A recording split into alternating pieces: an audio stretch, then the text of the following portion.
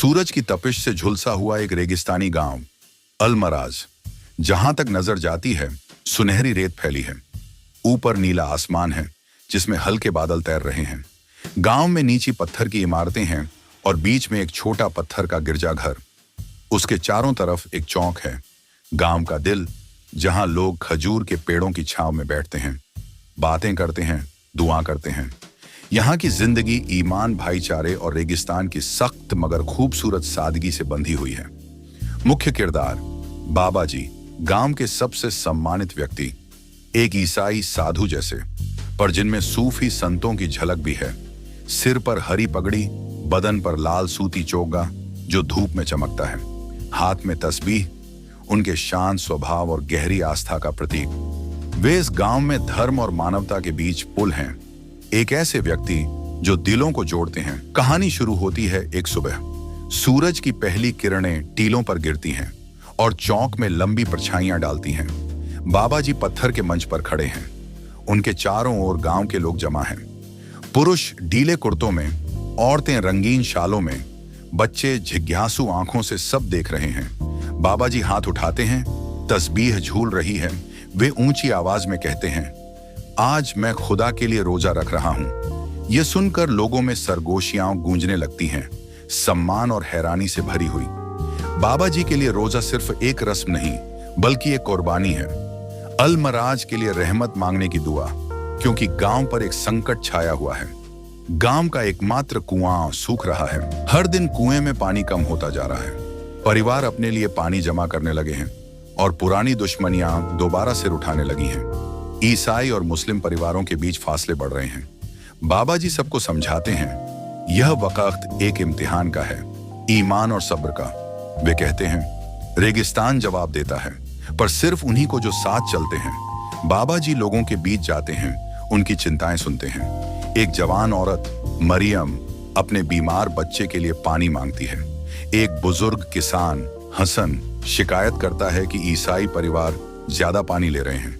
शाम को बाबा जी गांव के चौक में सबको बुलाते हैं। हल्के बादलों वाले आसमान के नीचे वे कहते हैं, रेत किसी को फर्क से नहीं देखती, वह सबको सहारा देती है। हमें भी ऐसा ही होना चाहिए। वे सुझाव देते हैं कि सब मिलकर एक नया पानी का जरिया खोजें। लोग मान जाते हैं, आधे यकीन आधे शक के साथ। बाबा जी एक छोटा दल बनाते हैं। मरियम, हसन और तारिक, एक नौजवान चरवाहा जो रेत के रास्तों को जानता है। उनके हाथ में एक पुराना नक्शा है, गांव के बुजुर्गों से मिला, जो खुदा का आंसू नाम के छिपे सोते की ओर इशारा करता है। सुबह वे रवाना होते हैं। सुनहरी रेत, नीला आसमान और लंबे साए। सफर कठिन है, धूप बेरहम है और रेत के धोखे उन्हें छलते हैं। रास्ते में झगड़े होते हैं। हसन मरियम पर इल्जाम लगाता है, तारिक कहता है नक्शा झूठा है। बाबा जी जो रोजे से कमजोर हैं, उन्हें संतों की कहानियां सुनाते हैं। ईमान का मतलब फर्क नहीं, साथ चलने की हिम्मत है। रेत का तूफान उठता है। वे एक गुफा में शरण लेते हैं। अंदर दीवारों पर पुराने चिन्ह हैं, पानी के झरने के, उम्मीद के। बाबा जी की हालत बिगड़ जाती है। वे गिर पड़ते हैं।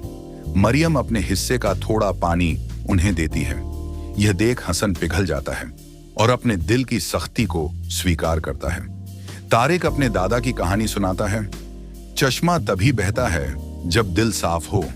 तीनों दुआ करते हैं। बाबा जी ईसाई प्रार्थना करते हैं। हसन और तारिक मुसलमान दुआएं पढ़ते हैं। उनका मिलन ही एक चमत्कार बन जाता है। सुबह वे दूर चमकता हुआ पानी देखते हैं। वे एक छोटे से तालाब तक पहुंचते हैं। चारों ओर हरियाली, हवा में ठंडक और पानी की झिलमिलाहट। सब अपने बर्तन भरते हैं। बाबा जी मुस्कुराते हैं, यह खुदा का आंसू है उन लोगों के लिए जो भरोसा रखते हैं। वापसी पर सबका चेहरा ताजा है, आंखों में उम्मीद। गांव पहुंचते ही खुशियां फैल जाती हैं। कुआं फिर से भर जाता है और दिलों में भरोसा लौट आता है। बाबा जी फिर मंच पर खड़े होते हैं। कमजोर आवाज में कहते हैं, हमें पानी इसलिए नहीं मिला कि हमने खोजा, बल्कि इसलिए कि हमने यकीन किया। आखिर में वे खजूर के पेड़ के नीचे बैठते हैं। हाथों में तस्बीह और बच्चों की हंसी हवा में गूंजती है। रेगिस्तान अब शांत है, पर इस बार जिंदा।